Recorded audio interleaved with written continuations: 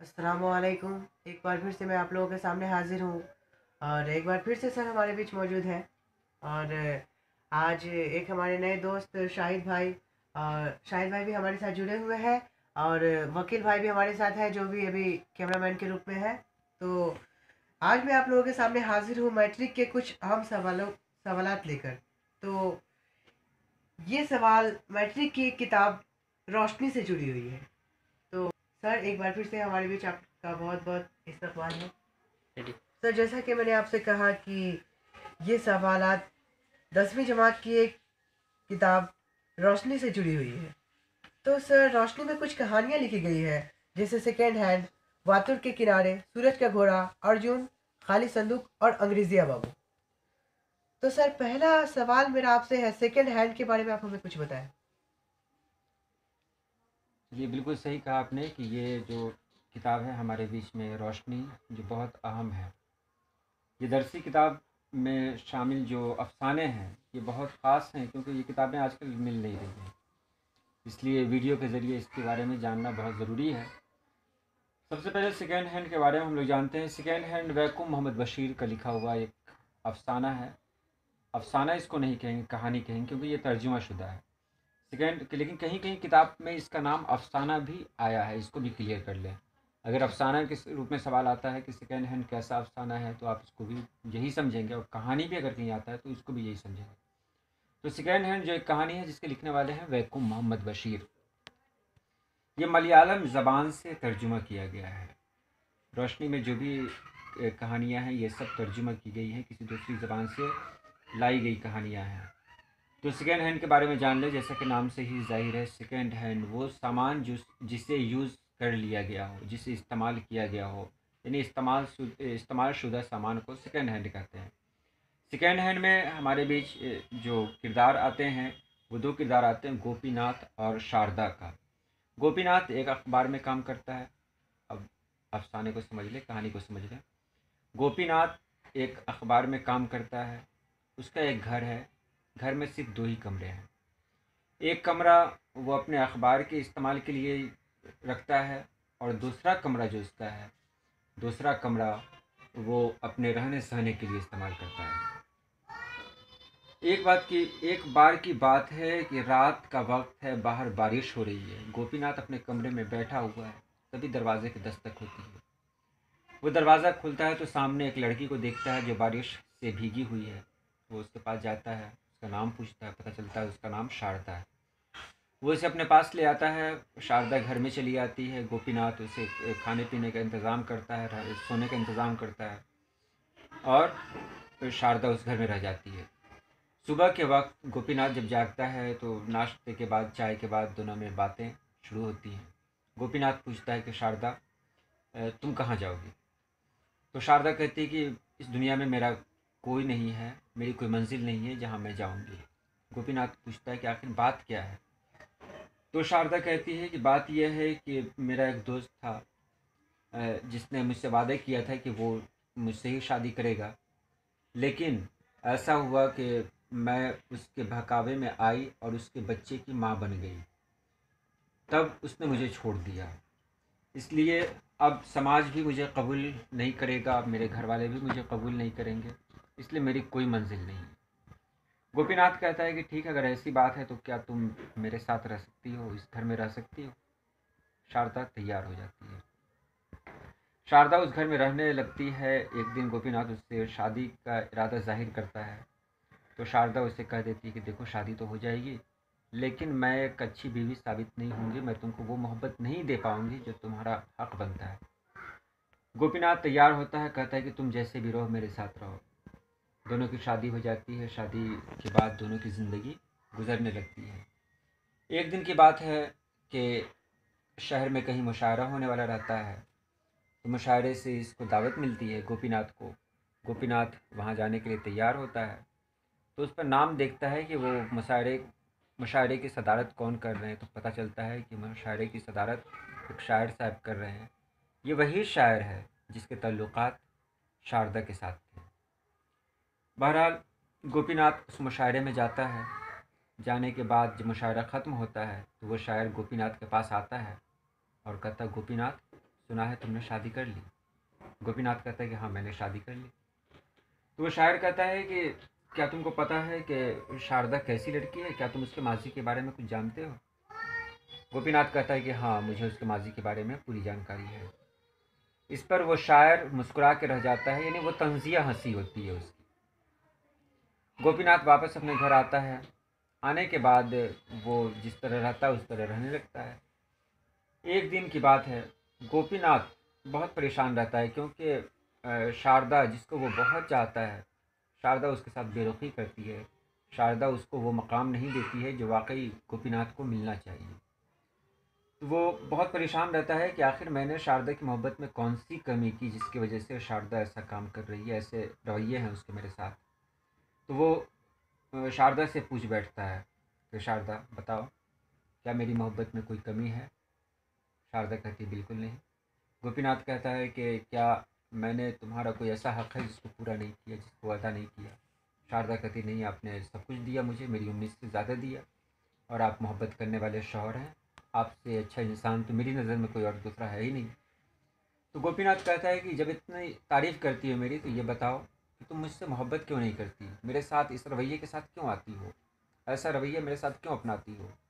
तो शारदा वहाँ बोलती है कि आप इतने अच्छे जो हैं। अफसाना तो यहीं पर ख़त्म हो जाता है, लेकिन एक सवालिया निशान छूट जाता है कि आखिर शारदा ने ऐसा क्यों कहा कि आप इतने अच्छे जो हैं, यानी आप इतने अच्छे क्यों हैं। यानी शारदा अपने आप को माफ़ नहीं कर पाती है। शारदा को लगता है कि वो एक बुरी लड़की है और उसके जैसी लड़की को इतना अच्छा शौहर नहीं मिलना चाहिए। कहीं ना कहीं गोपीनाथ के साथ अच्छा नहीं हुआ, यही ख्याल शारदा के अंदर रहता है, और इसी वजह से शारदा उसे वो मोहब्बत नहीं दे पाती है। लेकिन गोपीनाथ को शारदा दिलो जान से ज़्यादा चाहती है, बड़ी कदर करती है। लेकिन एक एहसास जो रहता है कि शायद गोपीनाथ की किस्मत में अच्छा नहीं हुआ, उसको कोई और अच्छी लड़की मिलनी चाहिए, लेकिन शारदा के रूप में वो खुद आ गई। यही इस कहानी का जो खुलासा था वो था। अब इसमें बहुत सारे सवालात हैं, और मुझे लगता है कि जितने भी सवालात हैं वो इस खुलासे के बाद पूरे हो गए होंगे। अब अगला क्या जानना है, कौन सा अफ़साना, किस अफ़साने के बारे में आप जानना चाहते हैं। सर अगला जैसे सवाल है मेरा कि कहानी वातुर के किनारे से आप हमें कुछ बताएं। बोलिए। वातुर के किनारे, ये पन्ना लाल की लिखी हुई, पन्ना लाल पटेल की लिखी हुई कहानी है, और ये गुजराती कहानी। एक बार मैं फिर क्लियर कर दूं कि सवालनामे में अलग अलग तरह के सवाल आते हैं। कहीं पर इसे अफ़साना कहा जाता है, कहीं पर कहानी कहा जाता है। तो कहानी हो या अफ़साना हो, इससे कोई मतलब नहीं है, आप उन्वान देख लेंगे।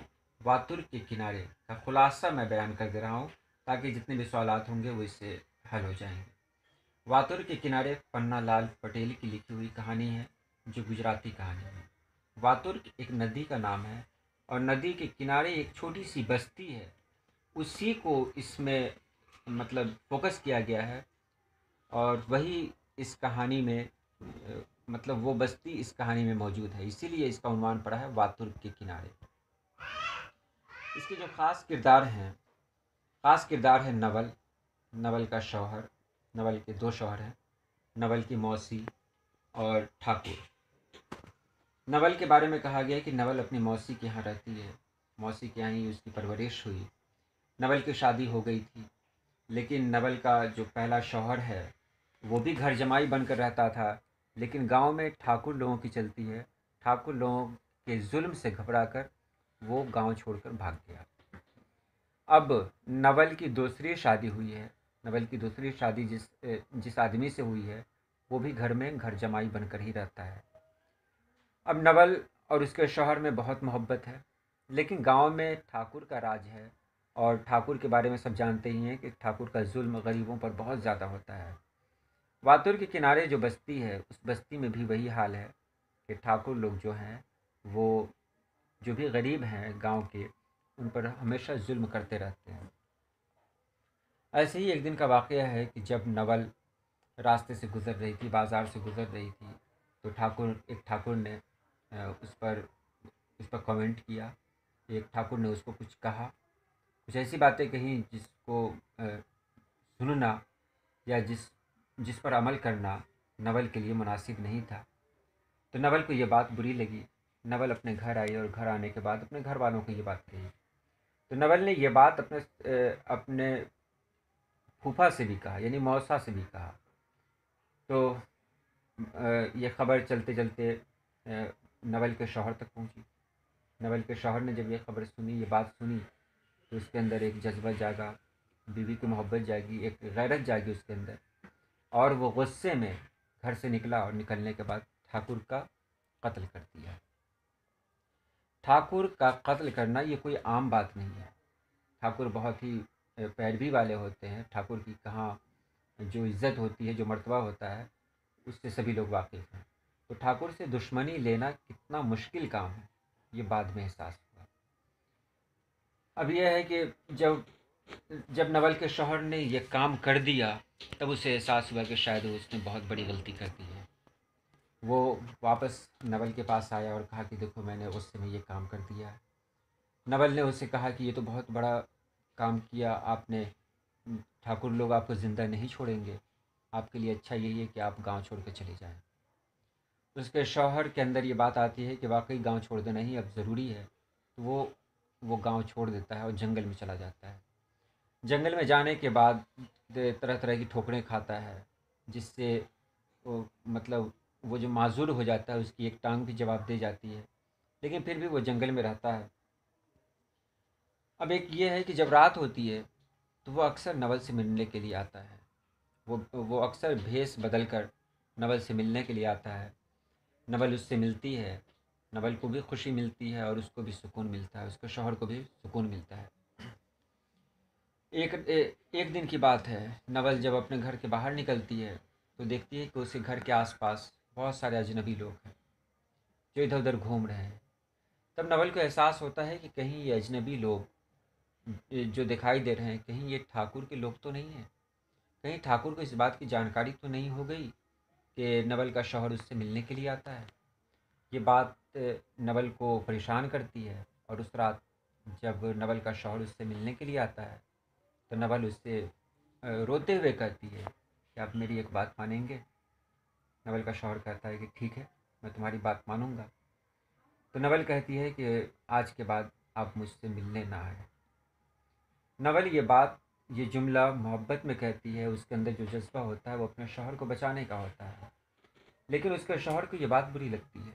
उसे ऐसा लगता है कि शायद नवल अब उसे कबूल नहीं कर रही है। वो फिर वहाँ से लौट आता है, जंगल की तरफ चला जाता है, और इस बार जब वो जंगल जाता है फिर दोबारा लौट कर नहीं आता है। यही इस कहानी का खुलासा है। हाँ, सवालात तो और बचे हुए हैं। तो सर, अगला सवाल मेरा आपसे है, कहानी सूरज का घोड़ा के बारे में आप हमें कुछ बताएं, और ये साथ में भी बताएं कि इनके लिखने वाले कौन हैं और ये किस ज़ुबान की लिखी हुई कहानी है। चलिए, बहुत अच्छा सवाल है। सूरज का घोड़ा ये कन्नड़ कहानी है। इसके लिखने वाले हैं U R Ananth Murthy. U R Ananth Murthy Kannada ज़बान के एक बड़े अफसानिगार हैं, बड़े तख्लीक़कार हैं। यू आर अनंत मूर्ति ने इसे लिखा है और इसका तर्जुमा किया है सैयद हैदर जाफरी ने।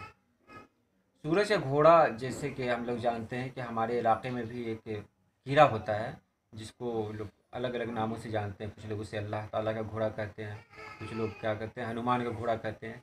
यानी एक ऐसा कीड़ा जो होता है जो कूदता रहता है, जो घास पे मौजूद रहता है। उसको अंग्रेज़ी में भी कुछ कहते हैं, ग्रास होपर। हाँ, वही सूरज का घोड़ा है। यही इस कहानी का उन्वान है। इस कहानी में जो ख़ास किरदार हैं वो ख़ास किरदार कौन है, ये तो आपको पता होगा। वेंकट कृष्ण जुईसा। वेंकट कृष्णा जुईसा, बस मेन किरदार यही है, वेंकट कृष्णा जुईसा। वेंकट कृष्णा जुईसा एक ऐसा किरदार है जो बैक वक्त अ, एक समाजी खिदमतगार भी है, ज्योतिषी भी है, वो भूत प्रेतों के बारे में जानकारी रखने वाला भी है, वो हकीम भी है, और साथ ही साथ वो किसी का शौहर भी है, किसी का वालिद भी है, और अफसाना निगार का दोस्त भी है।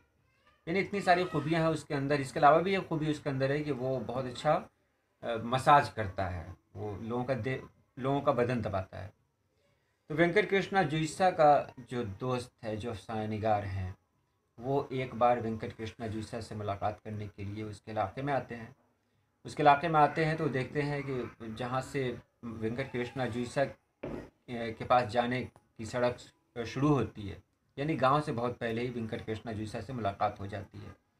वो उसके पास जाते हैं, उससे मिलते हैं और कहते हैं कि बहुत ज़माने के बाद मुझे तुमसे मिलने का मौका मिला, मैं चाहता था कि तुमसे मुलाकात करूं। वेंकट कृष्णा जुईसा कहते हैं कि ठीक है, चलते हैं घर पे। कुछ कुछ सामान लेना है, कुछ ख़रीदारी करनी है, वो कर लेते हैं, उसके बाद चलते हैं। अफसाना निगार भी उसके साथ है, वो सामान लेता है। बहुत सारे सामान हैं, जैसे खाने के सामान है और इधर उधर के सामान है, साथ ही साथ दवाएं भी लेता है। अफसाना निगार को समझ में नहीं आता है कि आखिर ये इतने सारे सामान किस लिए ले रहा है, लेकिन फिर भी वो चुपचाप देखता रहता है। और फिर जब काम ख़त्म हो जाता है वेंकट कृष्णा जुईसा का, तो वो दोनों अपने सफ़र पर रवाना हो जाते हैं, यानी गांव के लिए रवाना हो जाते हैं। वहाँ से गांव लगभग 3-4 किलोमीटर की दूरी पर है। ये दोनों बात करते हुए जा रहे हैं और रास्ते पे जो उनका मौजू है वो मौजू कुछ इस तरह का है कि वेंकट कृष्णा जुईसा कहता है कि देखो सामने जो दरख्त नज़र आ रहा है, उस दरख्त पे आसेब रहता है, भूत प्रेत रहते हैं। यानी यहाँ इससे पता चलता है कि वेंकट कृष्णा जुईसा को आसेब भूत प्रेत वगैरह का इल्म है। वो कुछ आगे जाता है और कहता है कि देखो वो जो सामने पेड़ है ना, उसकी पत्तियाँ फ़लाने दवा में इस्तेमाल होती हैं, फ़लानी बीमारी के लिए काम आती हैं। इससे पता चलता है कि उसके अंदर हकीमी का भी हुनर है। और रास्ते भर चलते हुए वो अपने मुख्तलिफ़ खूबियों से अफ़साना निगार को वाकिफ़ कराता हुआ जाता है। वो सीधे सीधे वो दोनों गांव पहुंचते हैं। वेंकट कृष्णा जुईसा अफ़साना निगार को अपने घर ले जाता है, उसे क्या कहते हैं, नाश्ता वगैरह कराता है। और तब वहाँ वो बताता है कि देखो आज रात में मैं तुम्हारा मसाज कर दूंगा, क्योंकि मसाज करने में मेरा कोई जवाब नहीं है। मैं इलाके के जो भी लीडरान हैं, बड़े बड़े जो सियासतदान हैं, उनका मसाज करता हूँ। एक अच्छे मसाजर के रूप में वो सामने आता है।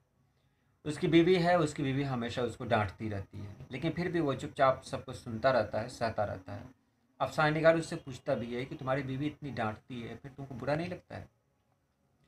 वेंकट कृष्णा जुईसा कहता है कि डांटती तो है, अगर वो मुझे न डांटे तो शायद मैं अपने फ़र्ज से दूर हो जाऊं, इसलिए उसका डांटना भी ज़रूरी है। वेंकट कृष्णा जुईसा का एक बेटा है जो बहुत ही नालायक है, बदतमीज़ है। वो बात बात पे वेंकट कृष्णा जुईसा को बुरा भला कहता है, यहाँ तक कि उस पर हाथ उठाने से भी बाज नहीं आता। और ये बदनसीबी है वेंकट कृष्णा जुईसा का कि ऐसा बेटा उसे मिल गया है। बहरहाल रात होती है, रात होने के बाद वेंकट कृष्णा जुईसा अफसाना निगार को लेता है और कहता है चलो तुमको अपनी बस्ती की सैर करा दें। वो उसे ले जाता है अपनी बस्ती की सैर कराने के लिए। एक घर के सामने रुकता है, दस्तक देता है, अंदर से एक आवाज़ आती है, आ जाओ। ये अंदर जाता है तो अफसाना निगार देखता है कि एक बहुत ही बूढ़ा नहीं इंसान मतलब एक जगह बैठा हुआ खांस रहा है। वो बूढ़ा इंसान जब वेंकट कृष्णा जुईसा को देखता है तो वो गुस्से में आ जाता है और कहता है कि तुम आने में इतनी देर कर दी, मैं बहुत इंतज़ार किया। वेंकट कृष्णा जुईसा कुछ नहीं करता, वो अपने काम में लग जाता है। वो बर्तन धोता है, खाना बनाता है, उस बूढ़े इंसान को खिलाता है, चाय बनाता है, चाय पिलाता है। और दवाएं, फिर उसके बाद जो दवाएं जो ख़रीद कर लाता है शहर से, मतलब कहाँ से, वो मार्केट से, वो उसके हवाले वो उसे खिलाता है। खिलाने के बाद वापस चला आता है। वेंकट कृष्णा जुईसा से अफसाना निगार पूछते हैं कि भाई बताओ ये बूढ़ा कौन है और तुम इसकी खिदमत कर रहे हो? तो वेंकट कृष्णा जुईसा कहता है कि ये बूढ़ा बहुत ही बदनसीब है, इसके पास औलाद है लेकिन औलाद इसको देखती नहीं है, इसलिए इसकी देखभाल मैं ही करता हूँ। वहाँ पर एक हमदर्द इंसान के रूप में अफसाना निगार के सामने वो आता है। अफसाना निगार के दिल में उसके लिए जगह बनती है। रात हो जाती है। इसी बीच जब अफसाना निगार और उसमें बात हो रही है, तभी उसका बेटा आता है, वेंकट कृष्णा जुईसा का बेटा आता है और फिर वो बदतमीज़ी करने लगता है कि मुझे पैसे चाहिए, पैसे चाहिए। वो बेचारा वेंकट कृष्णा जुईसा चुपचाप सब कुछ सुनता रहता है। बेटा उसका उसको जलील करके चला जाता है। रात हो जाती है। वेंकट कृष्णा जुईसा उसका मसाज करता है। मसाज करने के बाद दोनों सो जाते हैं। सोने के बाद अगली सुबह मतलब हल्ला हंगामा होता है, जिसकी वजह से अफसाना निगार की आँख खुलती है। वो जागते हैं अफसाना निगार तो देखते हैं कि घर का माहौल बिल्कुल बदला हुआ है। उसकी बीवी रो रही है और जाके पूछता है कि बात क्या है। मालूम करता है कि आखिर बात क्या है, तो पता चलता है कि उसका बेटा जो रात आया था, जो पैसे की मांग कर रहा था, वो बीवी के तमाम जेवर को चुरा कर ले गया है। वो जेवर जो उसकी बीवी ने एक ज़माने तक एक एक पैसा जोड़ जोड़ कर बना मतलब इकट्ठा किया था, जमा किया था और ज़ेवर बनाया था, वो सारे ज़ेवर को लेकर चला गया। उसकी बीवी का भी दिल टूट जाता है। ये दिल ही नहीं बल्कि बहुत सारे सपने एक साथ टूट जाते हैं। अफसानेगार ऐसे मौके पर वेंकट कृष्णा जुईसा को ढूंढना चाहता है, लेकिन वेंकट कृष्णा जुईसा उसे मिलता नहीं है। वो उसे ढूंढते ढूंढते बाहर की तरफ निकलता है तो देखता है कि वेंकट कृष्णा जुईसा किसी चीज़ को बहुत गौर से देख रहा है। वो उसके पास जाकर खड़ा हो जाता है और देखने लगता है कि आखिर वेंकट वेंकट कृष्णा जुईसा देख क्या रहा है। तब इसकी नज़र पड़ती है कि वेंकट कृष्णा जुईसा सूरज के घोड़ा को देख रहा है, यानी ग्रास होपर को देख रहा है। कहानी तो यहाँ पर ख़त्म हो जाती है, लेकिन एक फिर यहाँ सवाल छोड़ जाती है कि वेंकट कृष्णा जुईसा आखिर उस ग्रास होपर को क्यों देख रहा है। तो उसको इसलिए देख रहा है, सूरज के घोड़ा को इसलिए देख रहा है कि वो जो सूरज का घोड़ा होता है वो जब बैठता है तो पता चलता है कि वो पता ही नहीं चलता कि वो ज़िंदा है या मुर्दा है, और जब उसके अंदर हरकत आती है वो लंबी छलांग लगाता है। वेंकट कृष्णा जुईसा की शख्सियत भी बिल्कुल ऐसी ही है कि लोग उसकी कदर नहीं करते। उसके अंदर इतनी सारी खूबियाँ हैं, वो हर काम के लिए बहुत माहिर है, वो लोगों की मदद के लिए हमेशा तैयार रहता है, वो लोगों के काम आता है, वो बहुत दुख सहता है, लेकिन फिर भी समाज में, इलाके में लोगों के ज़रिए वो मजाक बनाया जाता है, लोग उसकी कदर नहीं करते हैं। ऐसे ऐसे लोग हर समाज में मिलते हैं, जैसा वेंकट कृष्णा जुईसा है। उम्मीद है यह कहानी आपकी समझ में आ गई होगी। हाँ बेशक। सवाल करें अगला। बहुत बहुत शुक्रिया, आपने बहुत अच्छी तरह से सूरज का घोड़ा के बारे में आपने हमें बताया। तो हम अब बढ़ते हैं अगले सवाल की तरफ। तो सर, अगला सवाल मेरा आपसे